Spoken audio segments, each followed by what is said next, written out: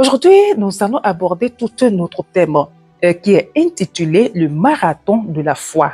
Le thème de la méditation de Paix divin du jour est intitulé le marathon de la foi.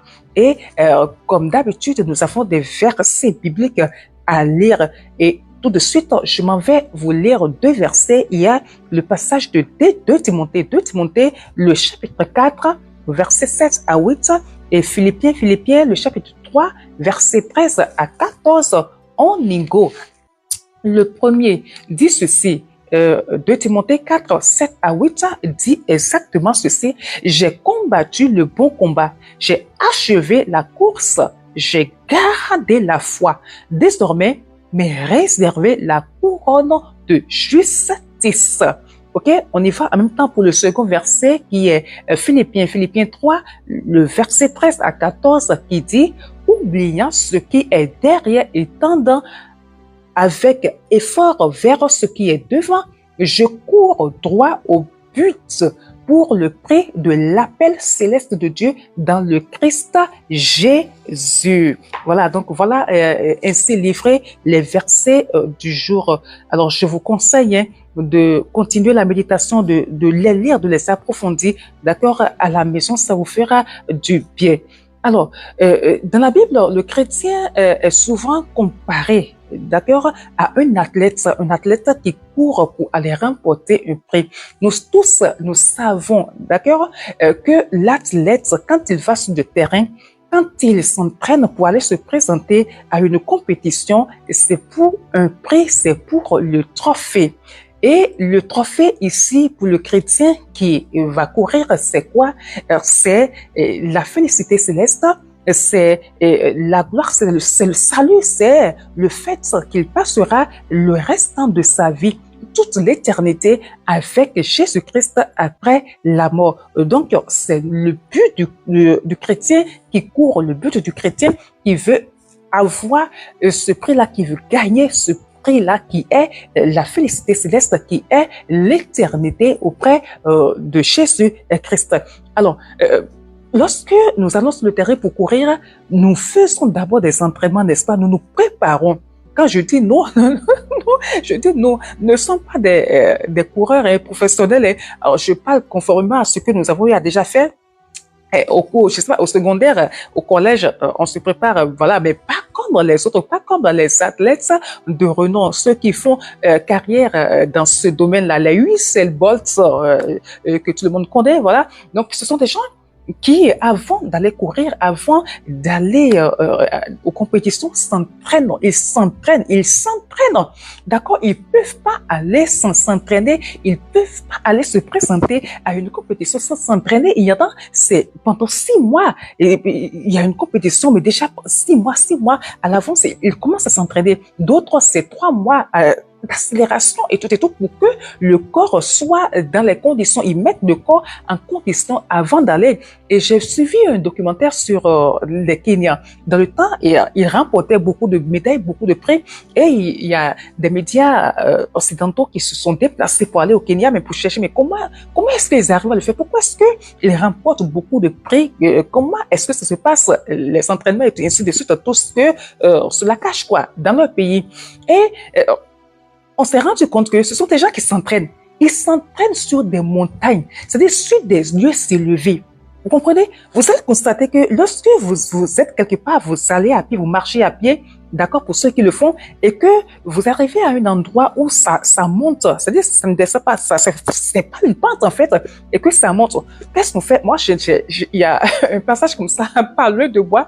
Dès que tu commences, tu élèves un pas, tu soulèves 2 pas, tu commences à respirer. Je dis, mais Dieu, c'est quoi ça, cette affaire-là? Juste monter pendant, essayer d'enlever, de faire sortir ses pas, d'avancer ses pas pendant 2 à 3 minutes et on est essoufflé comme ça. Que dira-t-on? Hein? Que dirons-nous? Que dirais-je des Kenyans là qui s'entraînent sur des hautes, je sais pas, quand je dis montagne, des hautes altitudes, d'accord? Et ils se fatiguent, oui, mais franchement, eux, ils sont exceptionnels. Donc, c'est comme ça que le chrétien aussi doit s'entraîner avant d'aller sur le terrain. Et quand je parle de l'entraînement du chrétien, qu'est-ce qu'il s'agit? Il s'agit de quoi? Il s'agit des établis. Bien évidemment que le monde séculier faire des examens. On va voir si ton cœur se porte mieux. On va voir s'il n'y a pas dopage. Et c'est comme ça, vous dites, non, oui, c'est en tant que tu n'as pas pris une substance qui va t'aider à courir. On va voir si tu es apte. Il y a des carnets hein, de visites. C'est pour ça que dans le temps, je me rappelle, lorsque nous, on allait sur le terrain pour le sport, il y avait 2, 3 camarades quand même que eux qui n'allaient pas parce que ils étaient dispensés. C'est le médecin qui a fait son papier pour dire que ce sont des personnes inaptes pour aller sur le terrain pour courir. Même chose pour les chrétiens aussi. Alors, donc, avant de se mettre dans cette course-là, le chrétien doit s'examiner. On doit savoir si son cœur est en bonne santé, s'il est en parfaite santé pour faire cette course-là. Et la santé, c'est quoi? Déjà, est-ce que c'est une personne qui est née de nouveau? Parce que tout part de là. Une personne qui n'est pas en santé, tout de suite, est à la touche. Si tu n'es pas né de nouveau, tu restes à la touche. Tu ne peux pas, c'est la condition première. Il faut être né de nouveau. Il faut avoir déjà donné sa vie à Jésus, fait de lui son maître et Seigneur. Après, on voit si ton cœur bat pour le Seigneur. Est-ce quelqu'un qui aime le Seigneur? Est-ce quelqu'un qui craint le Seigneur? Vous savez qu'il y a des gens que, en fait, la foi de Dieu là ne leur dit rien en fait. Quand on parle de Dieu, bref, ça dit, il ne réfère pas. C'est-à-dire, la personne de Dieu, l'invocation de nom de Dieu ne leur dit absolument rien. Ça ne doit pas être comme ça. Donc, est-ce que ton cœur bat pour Dieu? Est-ce que tu es en bonne santé? Tu dois voir tout ça avant de te lancer dans cette course-là. Alors, il faut également s'entraîner spirituellement. Après tout ça, après les contrôles, c'est les entraînements. Et comme j'ai dit tantôt, pour ces Kenyans-là qui montaient, qui couraient sur cette altitude-là. Alors, s'entraîner spirituellement ici, c'est de lire et méditer la parole de Dieu au quotidien. Un chrétien qui veut courir doit méditer la parole de Dieu au quotidien. Ici, 2 Timothée 3, 16. Le passage de 2 Timothée 3, 16, 2 Timothée 3, 16 à 17 nous dit ceci. Toute écriture est inspirée de Dieu et utile pour enseigner, pour convaincre, pour corriger, pour instruire dans la justice, afin que l'homme de Dieu soit accompli et propre à toute bonne œuvre. Voilà, vous voyez, lire la parole de Dieu au quotidien, c'est cette parole qui nous confère toutes ces qualités-là. Donc, c'est très important. Ensuite, il faut éliminer les fardeaux et se débarrasser des fardeaux. Vous n'avez jamais vu un athlète sur le terrain qui a une gourde en main, oui, une petite gourde pour boire et puis pour jeter, d'accord? Cet athlète-là, il va boire, il va jeter, mais avec un sac au dos, avec, je sais pas, une ceinture, avec quelque chose qui lui tient à cœur, avec un trésor qui lui est cher et qui n'a pas envie de laisser. Est-ce qu'on n'a jamais vu ça? Non. Donc, il se débarrasse de tout ça pour pouvoir bien courir. Donc, c'est pour cela que il faut très aussi que les chrétiens éliminent ces fardeaux-là, laisser les distractions. Les distractions ne font pas avancer, ok? Les distractions de tu es chrétien, tu suis les païens, eux ils sont dans les buvettes, eux ils sont dans les fêtes, ils sont dans tout ce qui n'amène nulle part. Le chrétien ne doit pas aussi se comporter comme ça. Le chrétien doit avoir une vie rangée. Le chrétien doit laisser de côté les péchés, les inquiétudes. Il y a aussi le passage de 1 Pierre 5 et 7. Le passage de 1 Pierre 5 et 7 qui dit ceci, déchargez-vous sur lui et déchargez-vous sur lui de tous vos soucis, car lui-même prend soin de vous. D'accord? Donc, c'est pas votre souci, vos soucis ne vont vous amener nulle part. En fait, les soucis de la vie n'amènent nulle part. Les soucis de la vie n'améliorent pas les choses. Donc, la Bible nous conseille, la parole nous conseille de décharger, d'accord, de décharger sur Dieu tous nos soucis, parce que c'est lui-même qui prend soin de nous. Donc, voilà quoi, pour avancer, pour courir, voilà les choses qu'il faut faire. Et il faut aussi adopter une discipline de vie. Une discipline de vie, c'est très important. Et par rapport à ça, il y a un passage de Thessaloniciens 5, 16 à 18. Oh là là. Et je l'ai... Excusez-moi, Il y a aussi le passage de Thessaloniciens 5, d'accord, 7 à 18, que vous pouvez lire chez vous. OK?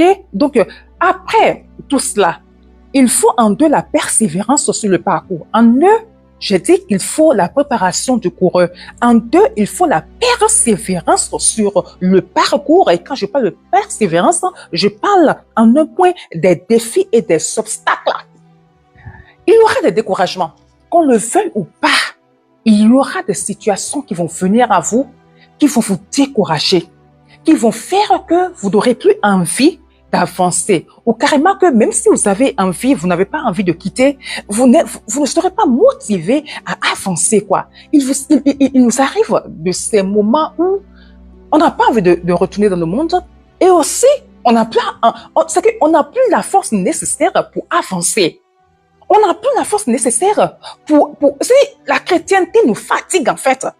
On est fatigué d'être chrétien, on est fatigué d'être enfant de Dieu. Au vu de tout ce qui nous arrive, au vu des situations, au vu des problèmes, au vu de tout ça, il arrive qu'on dise, mais franchement, j'ai pas envie d'avancer, en fait. On est là, on croise les doigts. Personnellement, moi, ça m'arrive. Hein.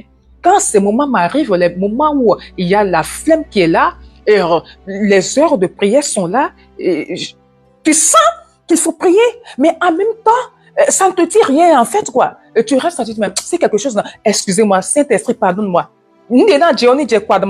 Franchement, aujourd'hui, j'ai pas envie de prier, j'ai pas envie de prier, je sais que c'est dangereux de ne pas prier, mais j'en ai pas envie. Il y a aussi de ces trucs-là. Donc, il faut persévérer. Il y a les défis, les obstacles qui vont venir à vous. Il y a Jacques, le chapitre, je vais voir ce passage-là. Il y a aussi le passage de Jacques 1. Jacques 1, les versets 2 à 4. Jacques 1, 2 à 4, ou bien, je pense, hein. Voilà.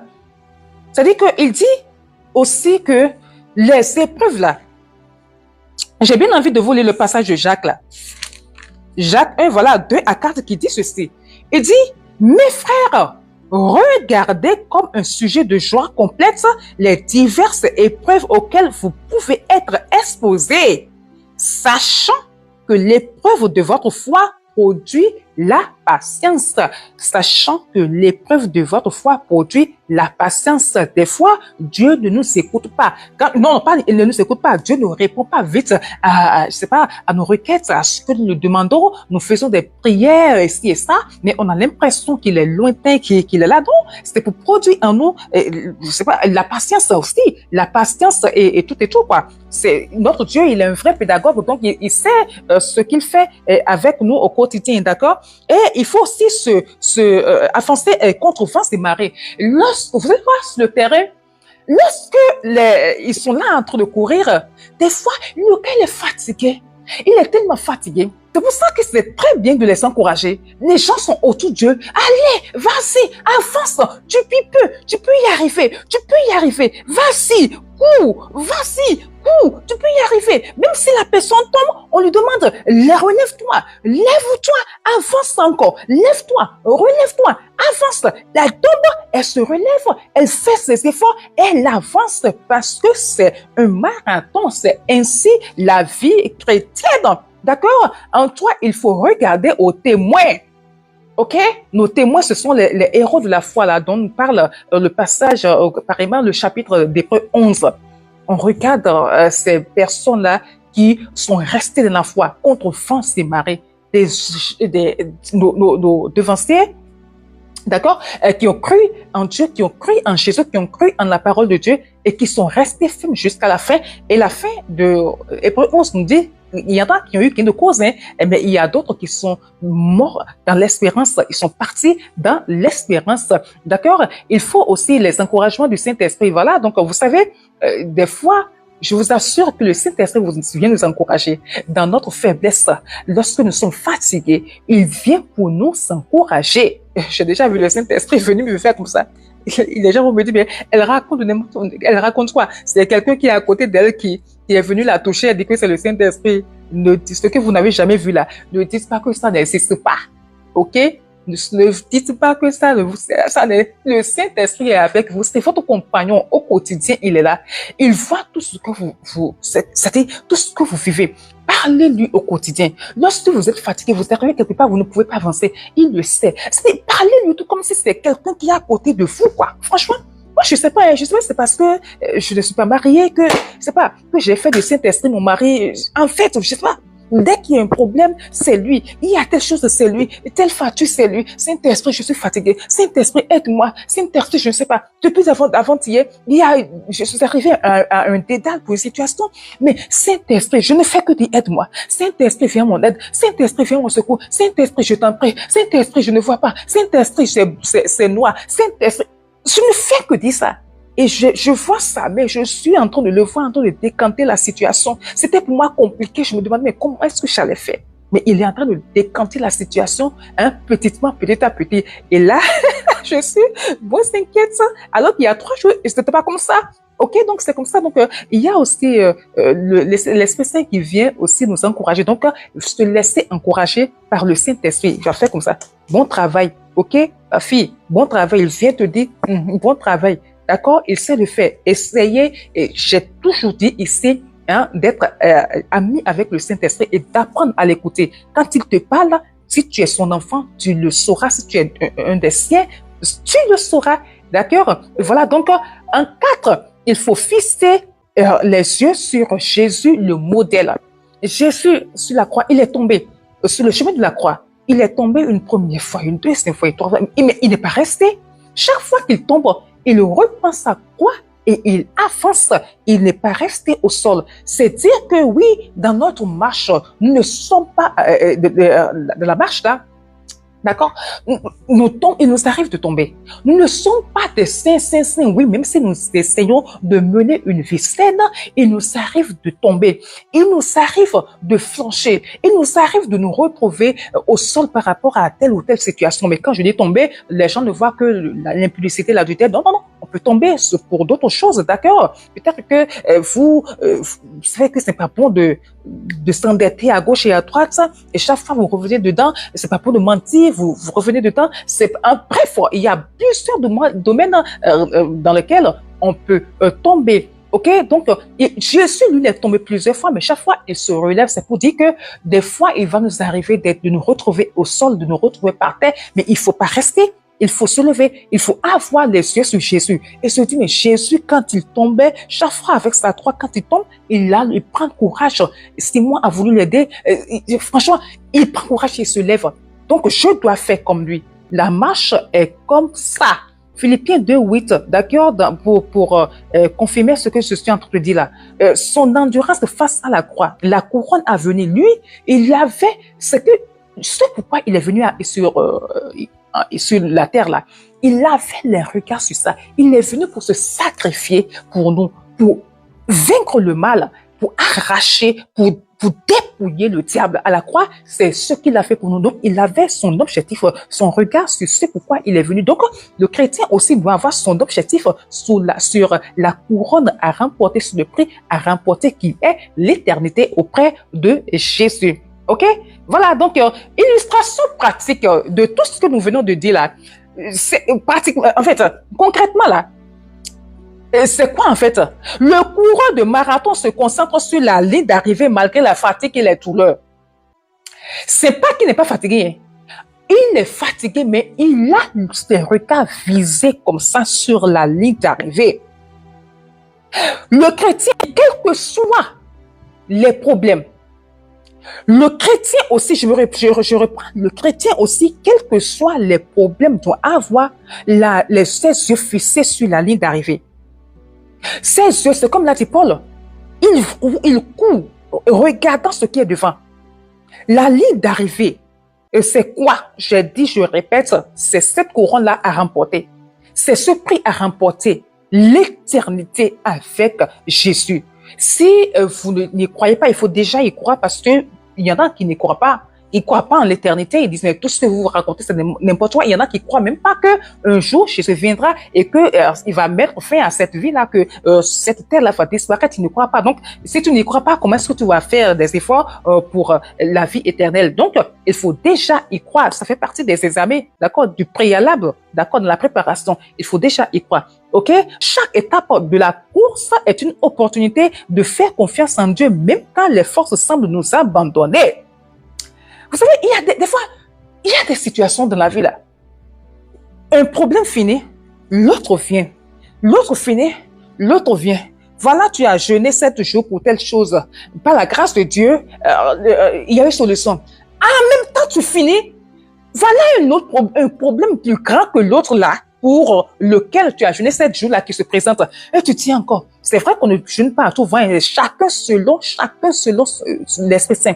Et chacun selon ce que l'Esprit lui dit. Et tu prends encore, tu décides de prendre encore, c'est pas 15 jours de jeûne ou 21 jours de jeûne. Tu finis.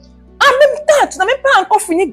Vraiment, il y a un autre qui arrive. Les problèmes, ça pue à de gauche à droite, ça ne fait que tomber sur ta tête. À un moment donné, tu es fatigué. À un moment donné, on est fatigué. On n'a plus envie d'avancer. Vous savez que lorsqu'on court, des fois, tu arrives quelque part, quel que soit ce qu'on te dit, malgré les encouragements, vas-y, ne s'arrête pas, il reste un peu, il reste un peu. On dit non, on arrive quelque part, on dit mais je ne peux plus, je laisse tomber. Des fois, dans notre marche chrétienne, là, c'est ce qui nous arrive.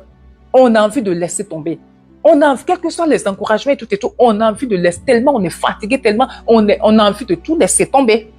Que le Saint-Esprit nous aide. Que Dieu nous aide. Si en ce jour, vous vivez cela, vous sentez cela, vous sentez que c'est ce qui est en train de vous arriver, c'est ce par quoi vous traversez, que le Saint-Esprit vous fortifie, que le Saint-Esprit vous relève au nom de Jésus-Christ de Nazareth. Amen. Alors, un point d'application, il faut déjà identifier les points spirituels à abandonner dans votre vie. D'accord? Parce qu'il y a des chrétiens qui aiment les choses mondaines. D'accord? Donc, avec l'aide de l'Esprit Saint, il faut déjà arriver à identifier ces choses-là. Qu'est-ce que je dois laisser? Est-ce que moi, c'est tout le temps? Parce qu'il y en a qui sont champignons. Je le dis tout le temps. OK? Et si c'est s'asseoir sur Netflix, là, sur tous les hommes, là, sur ce point-là, je m'adresse surtout aux hommes. Les hommes, voilà, c'est une carte, voilà, des gens qui n'aiment pas trop tout ce qui est discipline spirituelle. Là. Ils ne sont pas nombreux. C'est pour cela qu'au sein de nos églises, les hommes ne sont pas nombreux. Ce sont des gens, ils sont là, et les hommes, ils sont... Ça va, c'est pas tous les hommes, mais 80%, ils sont comme ça. Voilà devant le match du ballon, voilà devant mais en train de prier, en train de jeûner, aller à l'église, écouter les disciplines, les sentiments spirituels. On ne voit pas ça beaucoup chez les hommes. C'est pourquoi les hommes qui se donnent à cette discipline-là sont rares et sont recherchés et elles sont prisées, quoi. Nous, les femmes spirituelles, on les aime. On aime les hommes comme ça. On les aime.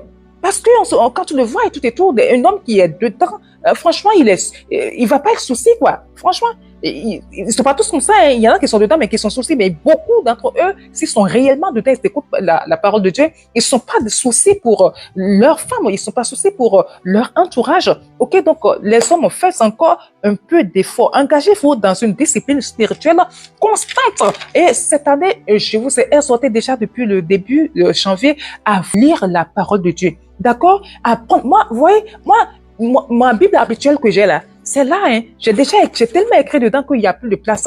Alors, cette année, voilà, comme je veux faire ça avec vous. C'est parce que je veux le faire que je vous exhorte aussi à le faire. Voilà, je me suis pris ça. Vous voyez? Ça, j'ai ça. La même Bible, hein, j'ai ça. Parce que, en grand caractère, parce que bon, c'est bien gros, et puis je peux lire facilement. Même si c'est avec les lunettes, quand même, c'est bien grand. J'ai ça, j'ai pris ça. Et j'ai pris ça aussi, le petit. Ça, par exemple, je peux mettre dans le sac, ok? Pour sortir, au lieu d'avoir des trousses de maquillage et tout, vous faites cela. Et vous avez fait autre chose. Et ça vous permet de grandir spirituellement, d'entendre la parole de Dieu. Parce que lorsque vous êtes découragé, lorsque vous n'avez plus la force d'avancer, il n'y a que la parole qui pourra vous relever. Il n'y a que la parole de Dieu qui pourra vous donner de l'espoir, vous faire avancer. Si vous n'ouvrez pas votre parole, vous n'entendrez pas Dieu vous parler. Il faut déjà ouvrir. Il y en a qui disent qu'ils n'entendent jamais Dieu leur parler. Mais si tu gardes toujours ta Bible fermée, comment est-ce que Dieu va te parler? Ouvre ta Bible quand tu vas l'ouvrir en train de méditer, pas dans la distraction, mais dans le sérieux. Dieu te parlera. Tu ouvres ta Bible pour méditer, pour lire, et tu ne peux pas te lever sans dire que Dieu ne t'a pas parlé, c'est pas possible. Ok? Donc, tout passe par là. D'accord? Donc, je vous encourage, hein. Je vous encourage franchement à vous donner plus aux exercices spirituels, plus de jeûne. Hein? Jeûnez, je vous en supplie, jeûnez. Il faut jeûner en janvier, d'accord? C'est le début de l'année. Et si vous ratez le début de l'année, c'est que vous avez tout raté, quoi. Vous avez tout raté. Il y en a qui jeûnent, hein, 30 jours, 40 jours. Mais au même moment, il y en a qui sont là. Ça ne dit rien. Ils sont chrétiens. Ils n'ont pas de féticheur. Vous n'avez pas de féticheur. Vous êtes dans ce marathon, le marathon de la foi. Hein? D'accord? Cette vie est une course. Vous êtes dedans. Vous n'avez pas de féticheur. Vous n'avez rien. Vous êtes chrétien. Mais vous ne pouvez pas. Vous ne jeûnez pas. Vous ne lisez pas votre Bible. Mais attends, quel genre de chrétien êtes-vous? Êtes-vous certain d'être chrétien? Mais je ne pense pas parce que tout ce qui donne la victoire, vous refusez de vous adonner à ça, d'accord? Donc, ne soyez pas étonnés ainsi, vous devenez le chou gras des sorciers, des gens de l'autre côté-là. Voilà, donc il faut fixer ses regards sur Jésus plutôt que sur les circonstances, sur les situations, des problèmes qui arrivent. Quand ça arrive, il faut déjà regarder Jésus. Il faut regarder Jésus. Je me rappelle, je vous ai dit tout tantôt qu'il y a 3 jours, j'étais dans un dédale, en fait. Je savais pas par où il faut passer, devant, derrière, à gauche, à droite. Et je ne faisais que dire Jésus. Jésus, aide-moi. Jésus, cet esprit, aide-moi. Cet esprit, aide-moi. Je n'ai pas regardé le problème parce que c'était trop grand plus que moi. Je regardais à Jésus. Je regardais la puissance de Jésus. Je regardais aux promesses de Jésus. Il n'a pas dit qu'il va m'abandonner, d'accord? Il y a un chant que je fais. Je mets mon espoir en toi, Seigneur. Je suis sûr de ta parole. Ainsi de suite, ainsi de suite. Ce sont des paroles qui sortent du fond de mon cœur que j'adresse à Jésus. Je ne regarde pas aux problèmes, je ne regarde pas aux défis, mais je regarde à sa grandeur, je regarde à ses promesses. Faites ainsi pour avancer, vous aurez la force et le courage d'avancer. Il vous donnera la force, le courage d'avancer et de débloquer les choses qui semblent vous arrêter dans votre course. Enfin, il faut qu'on s'encourage les uns les autres. Hein. D'accord? Il faudrait qu'on s'encourage. Lorsque vous voyez un autre frère tomber, ne vous moquez pas de lui, ne riez pas de lui. D'accord? Il faut plutôt l'encourager, le relever et lui donner de force pour qu'il puisse continuer son chemin.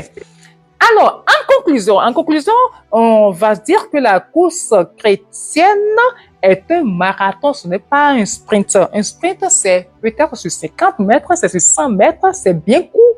Et on commence et tout de suite, on est là, la ligne d'arrivée est là. Non, là, la vie chrétienne est un marathon et non un sprint, d'accord? Restons concentrés sur Jésus.